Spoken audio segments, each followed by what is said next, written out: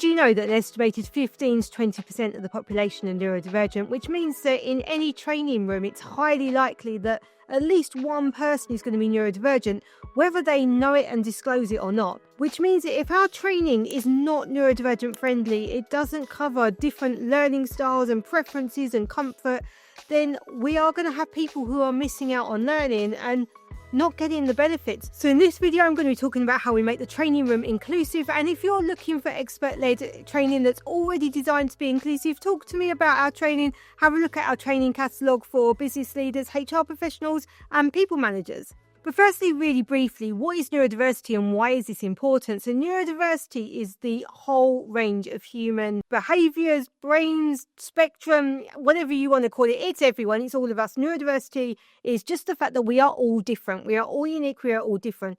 Within that, you may well have people who are diagnosed or self-diagnosed with a neurodivergent condition such as autism, ADHD, dyslexia, dyspraxia. They're the four sort of most common ones. There's a whole range of others as well. And most likely people will have co-occurring conditions, which means that those who are neurodivergent don't fit into neat little boxes. It's not like, oh, you're neurodivergent, you're here in this little box and this is how you will learn and how you do things. In just the same way as we can't say, well, you're neurotypical, so you fit in this nice, neat little box. People are different. People are unique in the way that they learn, in what they need, how they engage, and therefore we need to make sure that training doesn't fit into a single neat little box, but caters for all of these different needs, different ways of learning, different ways of engaging, and different comfort levels as well. So what can we do to make sure that people feel comfortable and crucially engage? And it's really important that they do, because we invest in training. Whether you are using internal trainers or bringing in experts like us, you are investing in that training. You're taking people off of their day job.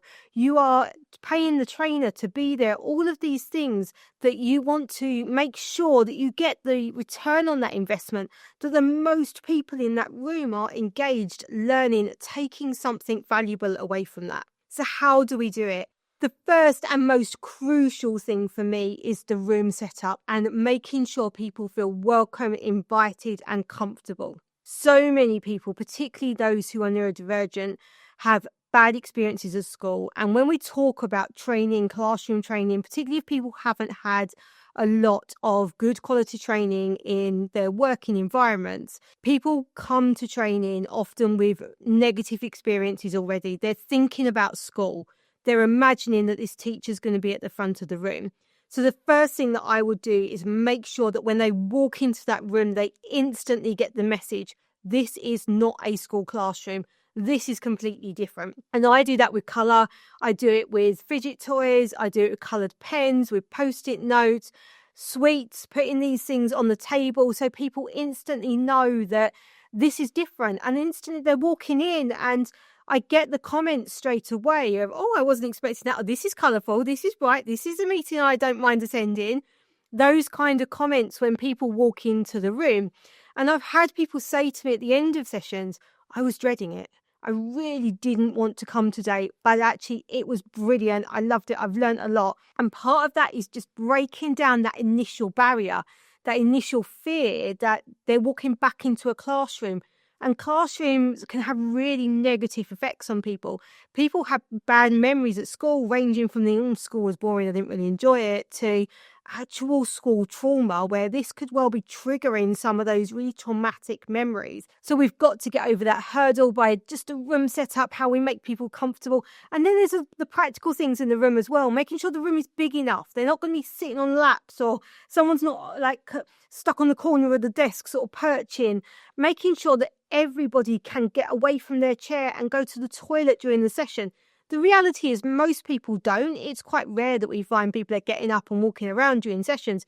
But the fact that people have the freedom to, the safety to, that they know without disrupting everybody or getting everyone to move, they can get up, leave and go to the toilet.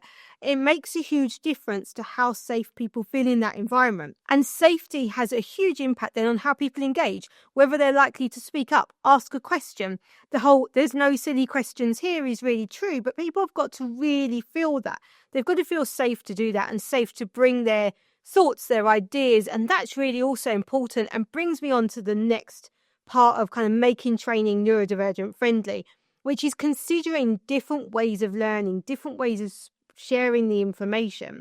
Long lectures are rarely engaging for anyone, so avoiding that kind of style and making sure that we keep things brief, broken up, and we change into different contexts, different ways of doing things and learning is really important. So those kind of small group discussions, big group discussions, allowing people to jump in and ask a question or bring their own experience. So when I'm delivering management training, what's really important is that people can say to me, well, I've got this scenario, or I've had this scenario in the past. How does it fit with that? And that enables people to relate it to the day job, their environment, their culture, which means that the training then gets really tailored to what they need by their discussions, but also for those people who verbally process.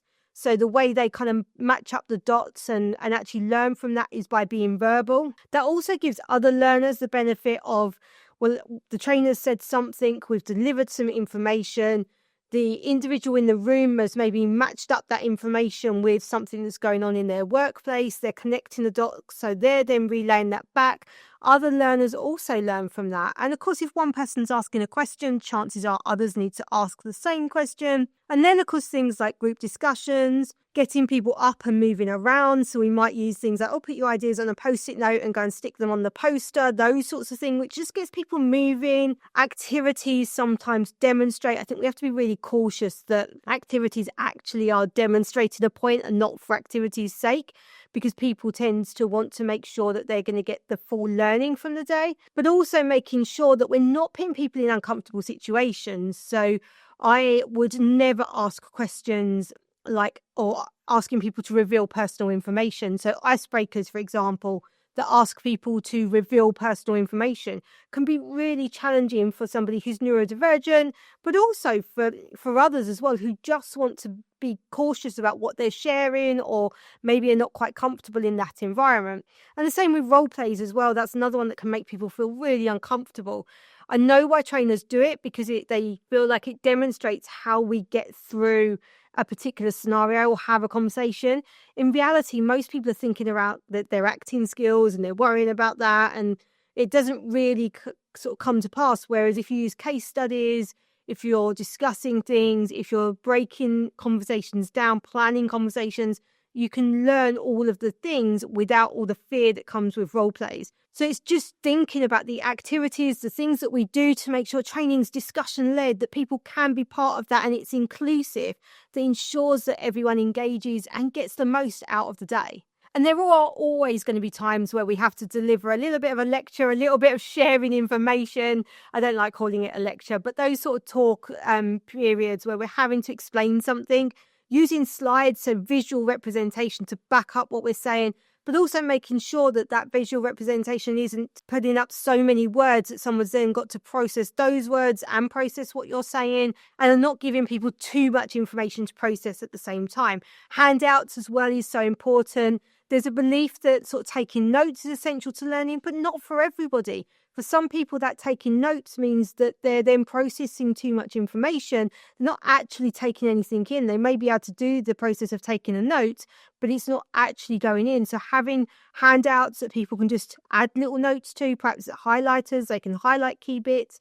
Those sorts of things can also be really beneficial to helping people take the most out of the day. And it's something to reflect back on. We know that if you've spent 6 hours learning new information, you're not going to remember 6 hours worth of information.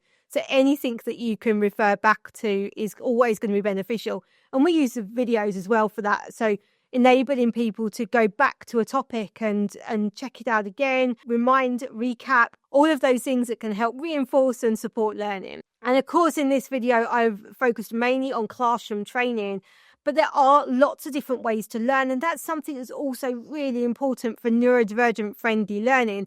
It's really key that we're thinking not, I need to deliver this training, but we're thinking, this is the information people need to know, why they need to know it, and then what's the best way of getting that across to people. It's not always going to be a full day in a classroom.